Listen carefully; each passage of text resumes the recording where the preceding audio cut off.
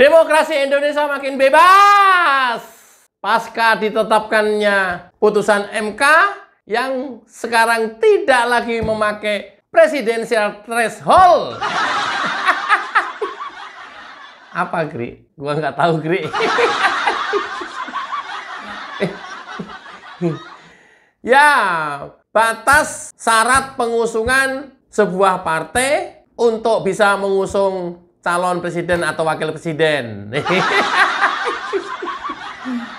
Serius, Gri? Serius. Yang sebelumnya dipersyaratkan presiden threshold itu adalah 20% kursi di parlemen atau 25% perolehan suara partai atau gabungan partai. Terus sekarang gimana, Gri? Sekarang bebas, sebebas-bebasnya. Kalau perlu negara nggak usah diatur dah. Enggak, bercanda. Oh, bebas. Bahkan saking bebasnya, tidak lagi memakai presidensial threshold, tapi juga tidak lagi dipersyaratkan partai yang mempunyai kursi legislatif di DPR RI. Jadi, semua partai bebas ngusung. Dia punya kursi, nggak punya kursi, ya. Baik partai parlemen maupun non-parlemen, baik partai besar, partai menengah, bahkan partai gurem sekalipun bisa mengusung presiden dan wakil presiden nanti di 2029. Ya. Gila. Keren kali, Gri. Iya. Kalau begitu nanti pasangannya bisa banyak-banyak. Bahkan katanya untuk mengakomodir pilihan rakyat sebanyak-banyaknya. Kalau bisa 10 pasang, 10 pasang, 20 pasang, 20 pasang. 30 pasang sekalipun 30 pasang. Gila ini, Gri. Nggak gila, biasa aja. Udah biarin. Mau berapa pasang? 40 pasang, 50 pasang? Mungkin nggak, Gri? Mungkin. Mungkin, sangat mungkin. Ditentukan oleh jumlah partai politik yang ada di Indonesia.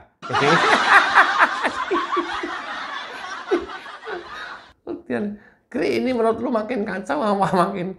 Ya, ada plus minusnya lah. Bagi kita nanti akan banyak pilihan, ya. Itu keuntungannya. Keuntungan yang lain, semua orang bebas mencalonkan presiden, wakil presiden. Ya, nggak ada lagi tuduhan dinasti. Padahal yang nuduh dinasti, dianya paling dinasti. Dinasti Soekarno menuduh dinasti orang lain, padahal mereka adalah paling dinasti di negeri ini. Walah, tuh. Raimu lo, rawedeng. Gila, Gri. Perkiraan kamu berapa partai nih? Berapa pasang presiden, wakil presiden nanti, Gri? Ya, kalau masing-masing partai mengusung ya bisa di atas 20 pasang lah. Aduh, gila. Luar biasa nih. Biasa luar. Biasa di luar.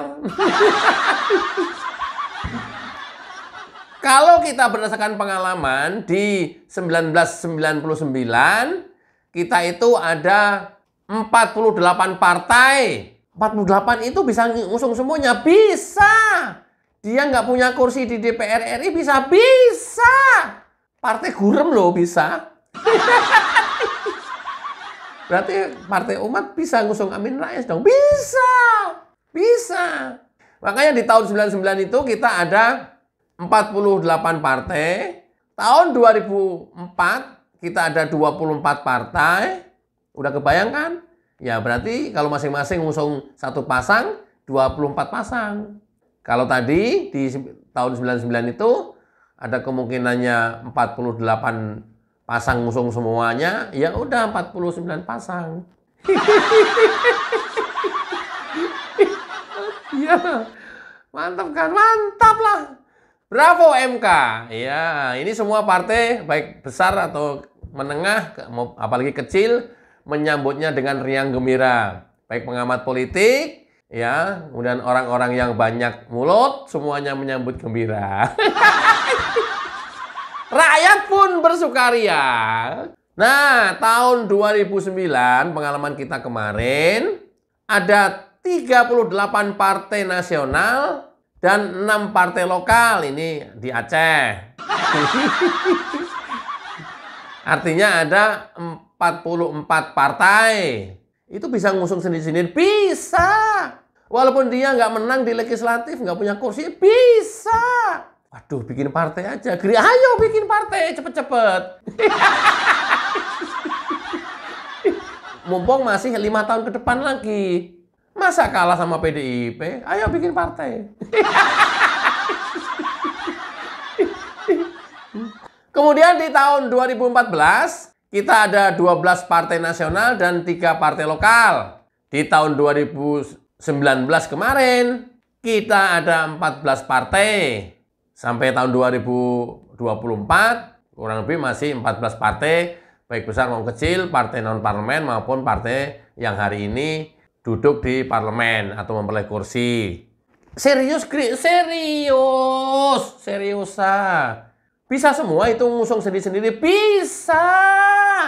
Kenapa? Ente mau nyalon presiden? Iya, boleh. Ini belum seberapa. Ya, kalau dibandingkan negara-negara lain, India misalnya, di India itu ada 1.866 partai. Oh, biar nggak? Di periode Maret 2014 sampai dengan Juli 2015 saja, kurang lebih dalam kurun waktu 1 tahun, ada 239 partai baru yang mendaftar.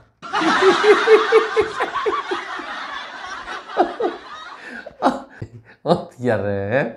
Dari angka 239 itu hanya 56 yang lolos, harus disampaikan. Nanti orang persepsinya beda.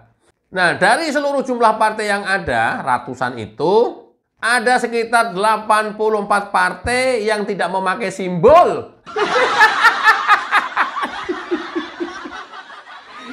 Nah, inilah kondisi masyarakat atau kondisi manusia di dunia dalam hal berebut kekuasaan. Kalau mau tahu, padahal mau biar juga nggak dibawa loh. Luar biasa kan? Dalam berebut kekuasaan. Nah, yang memakai simbol, ada dia, ini serius nih ya, nggak bercanda nih ya. Ada yang pakai simbol telapak tangan, ada yang pakai simbol karpet. Partai ini, gambar partai itu karpet gitu. Ada yang memakai simbol pintu, ada yang memakai simbol jendela. Serius. Ya, atau apa aja yang dipakai, yang bisa dipakai simbol di negara India. Ini India ya. Ya, apakah kita mau meniru India? Ya, tergantung kecerdasan kita masing-masing.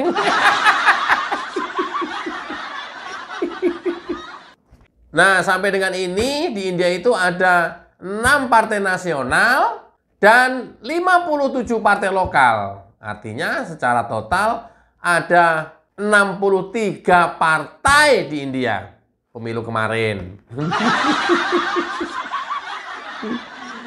Bandingkan dengan Amerika. Ini Amerika dibilang negara paling maju, paling demokratis, konon katanya. Paling demokratis. Dari dulu partainya hanya 2. Lantas kenapa bisa demokratis ya, Gri? Ya nggak tahu, mungkin orangnya udah pinter, cerdas. Nggak kayak orang-orang kita, kalah nggak bisa move on. Kaum 16 dan 24% kan, kalah nggak bisa move on sampai dengan hari ini.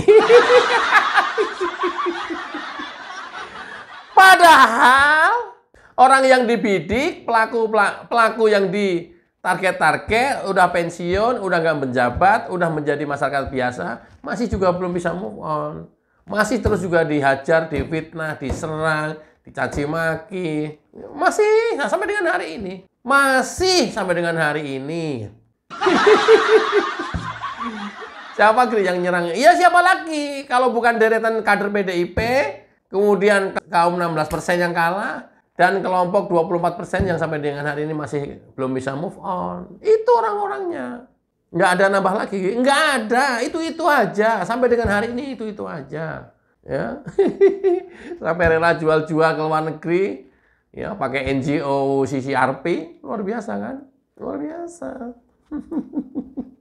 Kalau setidaknya kita merefer ke pemilu 2024 kemarin yang barusan usai, itu kita ada 18 partai nasional dan ada 6 partai lokal. Total ada 24 partai. Ya setidaknya ya nanti akan ada pasang setidak-tidaknya 24 partai kalau mereka mengusung sendiri-sendiri. Karena tanpa syarat apapun.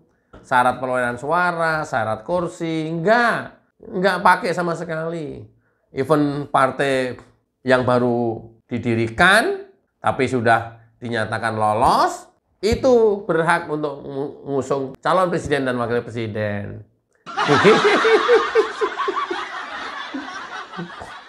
Artinya, kaget Gri.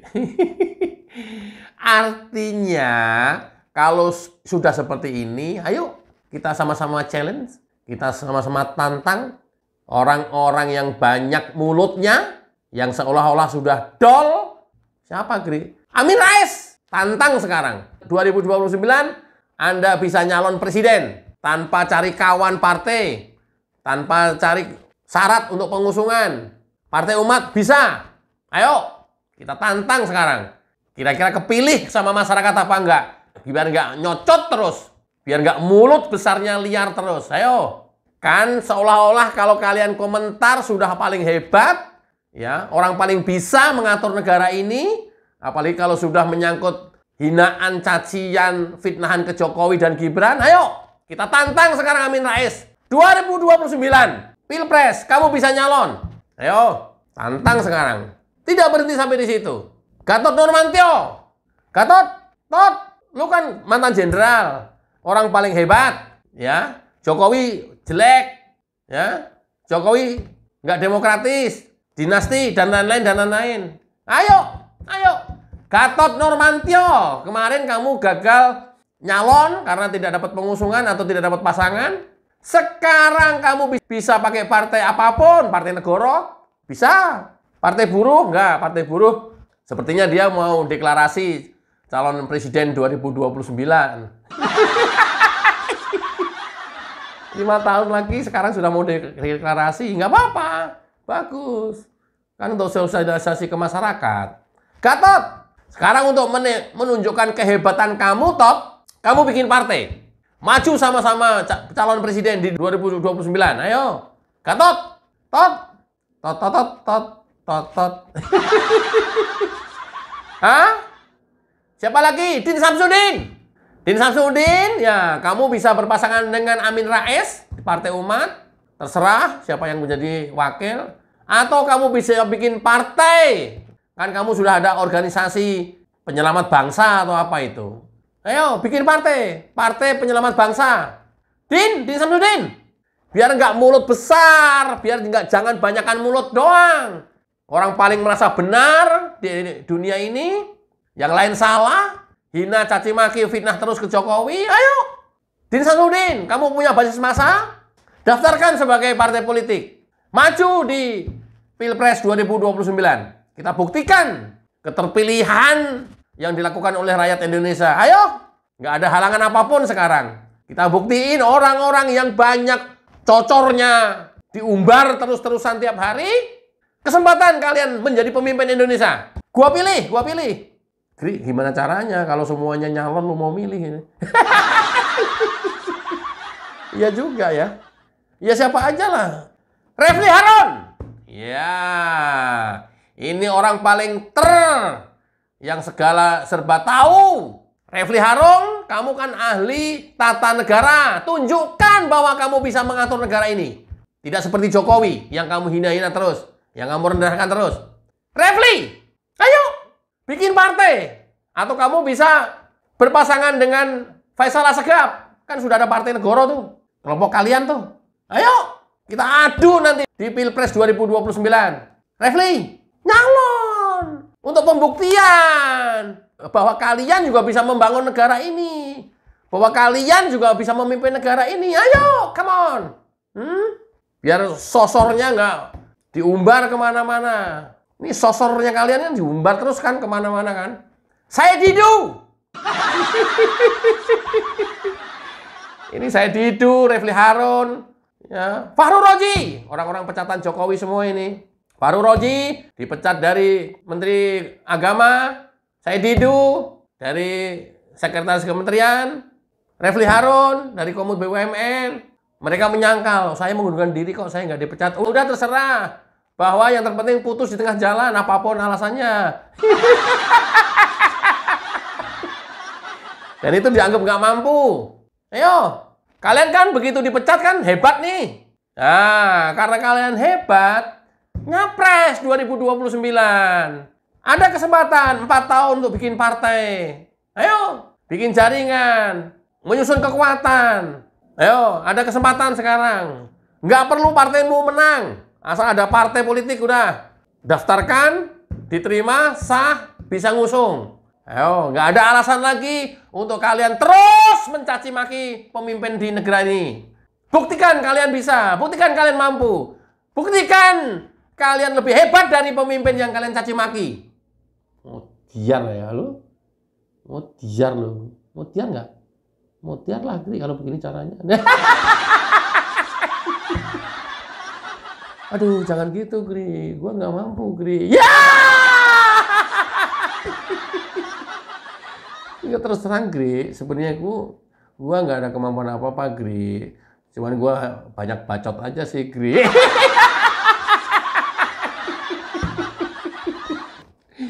Masa lu nggak maklum sih, Gri? Ya namanya juga orang kecewa sama Jokowi, maklum lah, Gri.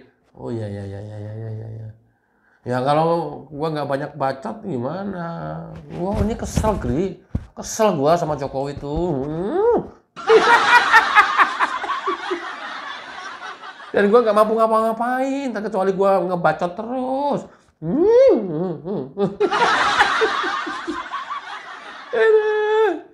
Nah, Rocky Gerung, orang paling hebat di Indonesia, orang paling pinter di Indonesia, dan orang paling dungu di Indonesia. Nggak apa-apa, gua pilih. Nanti terpilih, nanti presiden dungu terpilih gitu. Ayo, Rocky Gerung. Ayo, bikin partai dong. Menunjukkan eksistensi kalian. Menunjukkan kalian tokoh. Menunjukkan kalian punya basis massa. Menunjukkan bahwa kalian juga bisa terpilih. Menunjukkan bahwa kalian juga bisa memimpin negeri ini. Ayo. Udah pakai, nggak Pak, istilahnya udah nggak pakai syarat apapun. Sama seperti kalian bikin LSM. Tentu syaratnya beda, syarat LSM sama syarat partai. Begitu lolos syarat tersebut, kalian punya partai, nggak peduli dapat suaranya berapa. Yang penting legalitas partai kalian diakui. 2029 kalian nyalon presiden. Ayo, Rocky Gerung. Ini saatnya orang-orang yang banyak mulut di Indonesia diuji oleh MK. Oh gitu, Gri. Ya, gue salut sama MK. Jadi ngasih kesempatan seluas-luasnya, apalagi orang-orang yang banyak mulut ini, coba dikasih kesempatan, dibuka peluang. Mampu nggak dia? Bisa nggak dia? Ini bukan soal bisa memimpin negara atau enggak. Bisa bersaing apa enggak mereka? Atau bisa lolos apa enggak mereka? Itu aja. Ya setelah lolos baru kita bicaranya bisa memimpin Indonesia enggak dia? Kan selama ini semuanya merendahkan Jokowi dan hari ini beralih merendahkan Gibran kan? Ya, macam-macam nggak bisa pidato, yang macam-macam. Ayo, termasuk Roy Suryo. Kamu udah pengalaman di partai politik. Sekarang kamu bikin partai sendiri. Nyalon presiden di 2029. Presiden Panci. Nanti kalau kalian nggak punya ide tentang lambang partai, seperti tadi saya ceritakan di India, ada kan beberapa partai politik nggak punya lambang. Udah pakai lambang panci aja. Boleh, Gri? Boleh. Kok lambang panci, Gri? Ya, sesuai pengalaman kalian masing-masing aja.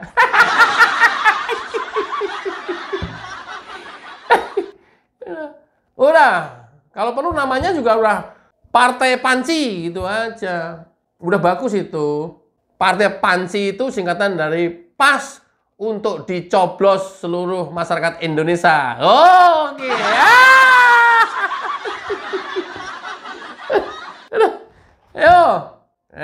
kita diuji sekarang. Orang-orang yang banyak mulut, kesempatan terbuka lebar dan selebar-lebarnya. Itu loh. Kalau selama ini Anda hanya bisa mengkritik, kalian langsung bisa ambil bagian memimpin negara ini lewat Pilpres besok. Supaya kalian nggak banyak mulut. Ini tiap hari bikin hiruk pikuk negeri ini luar biasa. Ayo, Egy Sujana.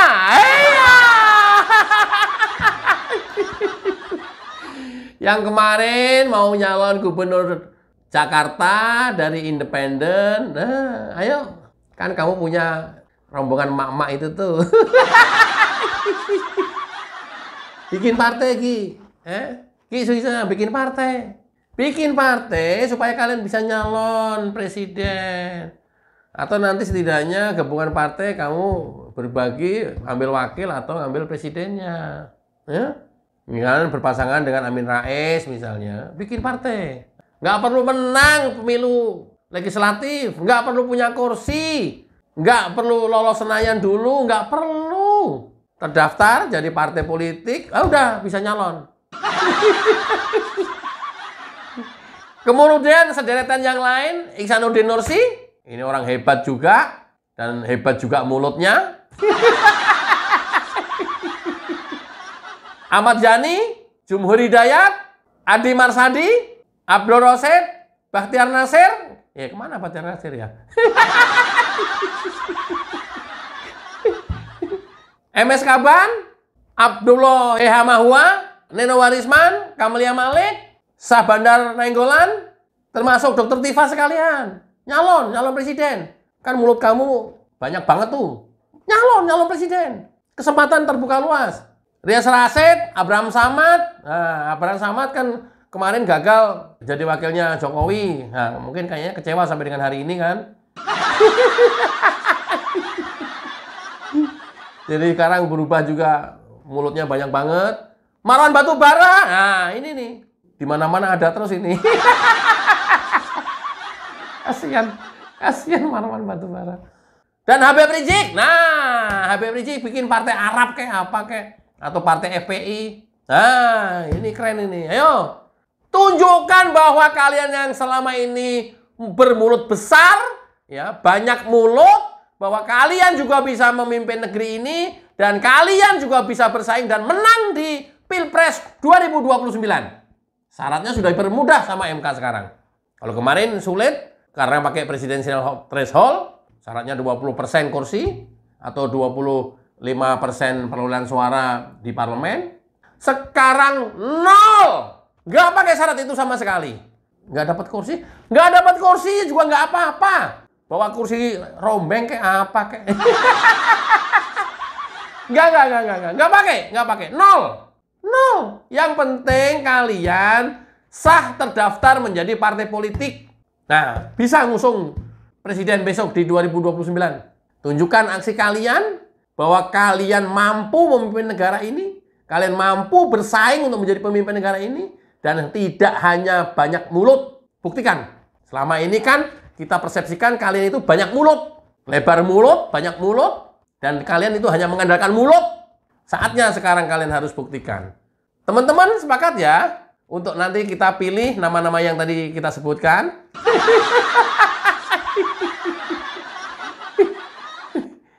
Ya sekalian kita nanti berharap setelah mereka jadi salah satu, nah kita baru nanti awasi dan kritisi jika kinerja mereka nggak benar.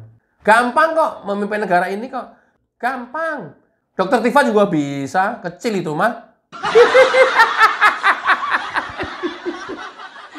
Gampang. Udah nggak pakai indikator ekonomi.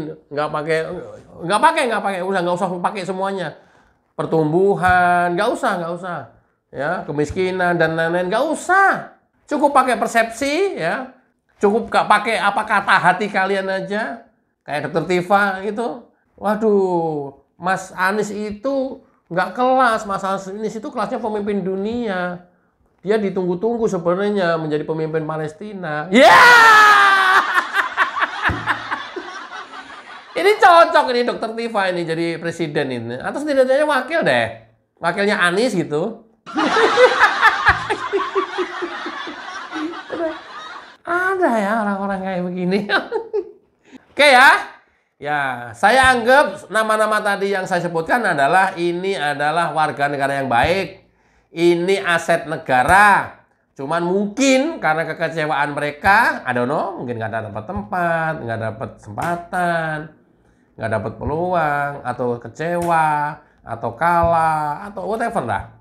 Sehingga mereka memposisikan diri menjadi oposisi. Nggak apa-apa, bagus untuk penyeimbang. Negara kalau nggak ada oposisi, ya nanti otoriter. Penting. Tapi yang disayangkan adalah mulut fitnahannya, mulut caciannya, mulut makiannya. Itu loh yang disayangkan.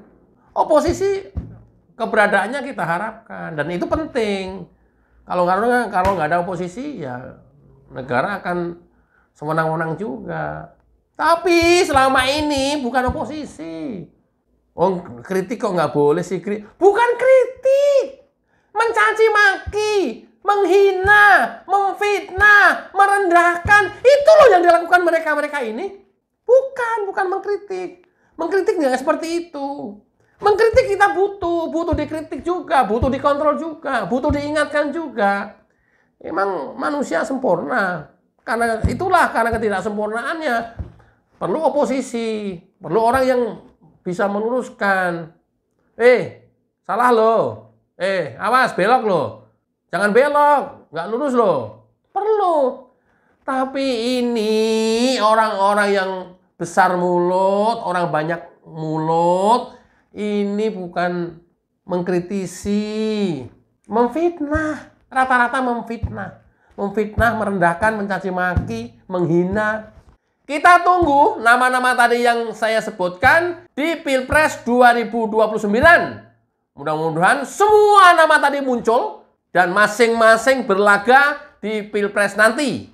Karena kita juga pengen memilih di antara mereka. Sekaligus pengen menguji kemampuan dan kepiawaian mereka dalam memimpin negara yang selama ini dia gembar-gemborkan. Seolah-olah orang lain bodoh dan dia yang paling pintar. Mudah-mudahan bermanfaat. Wassalamualaikum warahmatullahi wabarakatuh. Cayo.